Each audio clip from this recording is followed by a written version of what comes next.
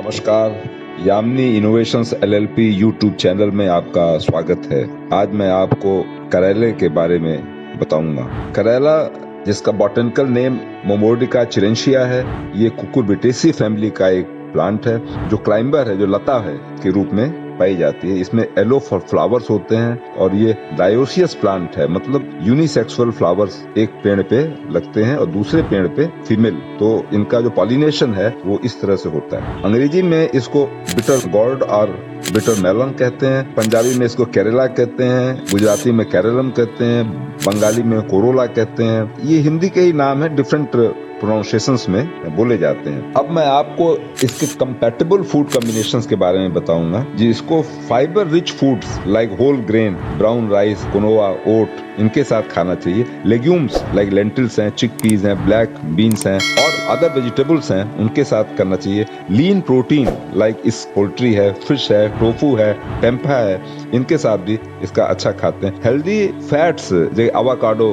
Nuts, seeds and olive oil, इनके साथ भी खा सकते हैं। फ्रूट्स जो हैं, जो लो ग्लाइसेमिक इंडेक्स वाले फ्रूट्स हैं, जैसे बेरीज हैं, एप्पल हैं, पियर्स हैं, इनके साथ खा सकते हैं। लो ग्लाइसेमिक इंडेक्स मतलब क्या होता है कि जिसका डाइजेशन धीरे धीरे होता है और ब्लड शुगर नहीं बढ़ता है जल्दी। जैसे चावल खाएंगे तो उसका हाई ग्लाइसेमिक इंडेक्स है, जल्दी बढ़ जाता है, लेकिन आप मोटा अनाज खाते हैं तो लो ग्लाइसेमिक इंडेक्स है। उसी प्रकार फ्रूट्स भी है, तो लो ग्लाइसेमिक इंडेक्स वाले जो खाने हैं उनके साथ इसको खाना ठीक है।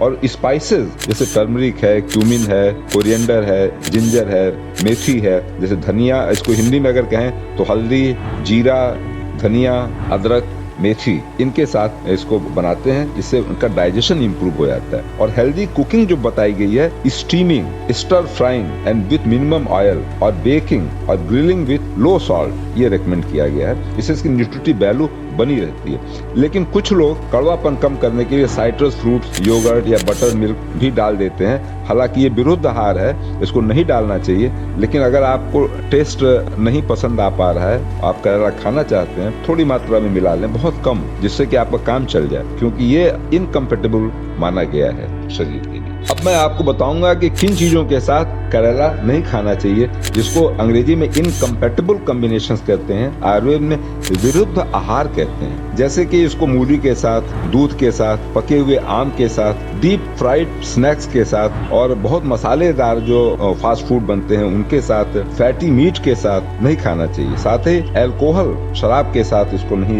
यूज करना चाहिए। जो हाईली एसिडिक फ्रूट्स हैं, जैसे कि साइट्रस फ्रूट्स हैं, मेलॉन है, विनेगर बेस्ड ड्रेसिंग वाले जो आइटम्स हैं, कार्बोनेटेड ड्रिंक्स हैं, टोमेटो हैं, पिकल्स हैं, इनके साथ भी इसका सेवन नहीं करना चाहिए। और इसके बहुत ज्यादा कुकिंग नहीं करनी चाहिए। ओवर कुकिंग ठीक नहीं है, इससे नुकसान हो जाता है, इसकी क्वालिटी खराब हो जाती है। इसको डीप फ्राई भी इसको मना किया गया है, तो इसलिए शैलो फ्राइड करेला बहुत ही फायदेमंद है आपके लिए। जब बहुत से लोग इसका कड़वापन कम करने के लिए पानी में ब्लेंचिंग कर देते हैं, हॉट वाटर में बहुत देर तक छोड़ देते हैं, वो भी ठीक नहीं है, क्योंकि इसमें विटामिन्स और फाइटोन्यूट्रिएंट्स जो हैं निकल जाते हैं, पानी में चले जाते हैं। तो सिर्फ हम लोग कुछ सेकेंडरी मेटाबोलाइट्स और रफेज जो है वही हम लोग खाते हैं, इसलिए इसको बहुत ओवर बॉइलिंग या ओवर कुकिंग नहीं करना चाहिए। और करेले को अकेले नहीं खाना चाहिए, एम्प्टी स्टमक नहीं खाना चाहिए इन अर्ली मॉर्निंग। कई लोग सवेरे खा लेते हैं, उन लोगों को गैस्ट्राइटिस होने का चांस बढ़ जाता है, या बहुत रात में लेट नाइट में भी करेला का सेवन नहीं करना चाहिए। और बहुत एक्सरसाइज करके आप जिम से आ रहे हैं, इंटेंसिव एक्सरसाइज करके,